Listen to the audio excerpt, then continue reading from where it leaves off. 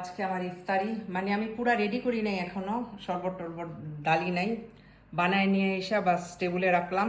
আপনাদেরকে দেখাইতেছি yummy look, মাশাল্লাহ। সবাইয়ের জন্য দোয়া করি, সবাইরে আল্লাহ তৌফিক দান করুক কেমন বানাইয়া খাওয়ার।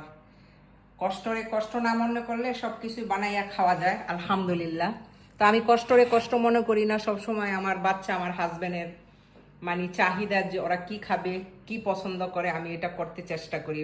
আমি মা হয়ে তো আমার এই কাজ, বাচ্চাদের চাহিদা পুরা করা, আমার হাজবেন্ডের সব কিছু পুরা করা তো করি, আলহামদুলিল্লাহ। তো সবাই ভালো থাকবেন, আমার ভিডিওগুলি ভালো লাগলে লাইক কমেন্ট শেয়ার করবেন। আমার বাচ্চারা আজকে স্কুল থেকে আইসা টিউশন গেছে, টিউশনের থেকে এখন 6:30 বাজে আসছে। ওরা ইফতার মানে খালি পানি খাইয়া, টিউশনে পানি আর क्या খায়া, খাজুর আর পানি, কেক খজুর পানি খাইছে আর এখন ইফতার করতেছে। আজকে ইফতারি অনেক মজা হয়েছে। কে how much taste Abdur Rahman da আলু চপ? গুড।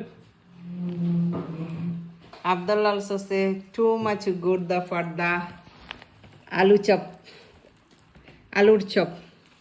আর ওটা হয়েছে এই দিয়া মটর দিয়া আর বেসন দিয়া আলু দিয়া পাকোড়া, বেগুনের পাকোড়া, আবার কয়টা একটু বেসন বাচ্চা গেছিল, পেঁয়াজের পাকোড়া বানাইছি। আমার বাচ্চার আজকে রোজা ছিল।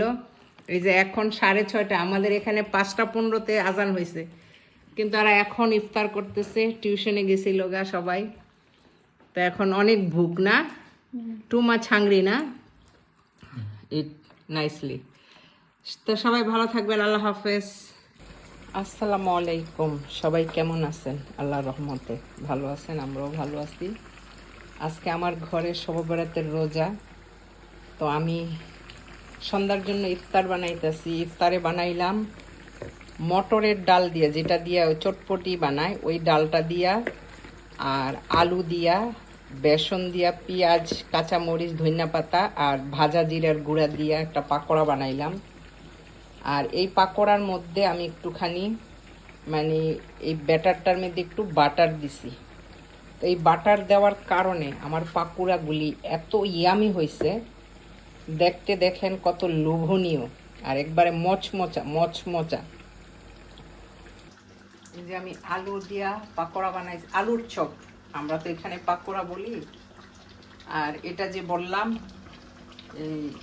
এই দিয়া চটপটির ডালটা আছে না, মটর, শুকনা মটর ভিজাইয়া সিদ্ধ কইরা ব্লান্ডার কইরা বেসন, পেঁয়াজ, ধনিয়া পাতা আর মরিচ।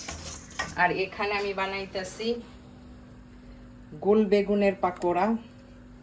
আজকে আমাদের ঘরে রোজা, তো আমরা ইফতারের টাইমও হয়ে গেছে, তাড়াতাড়ি একটু বানাই নিতেছি, কয়েকটা পাকোড়া বানাইতেছি।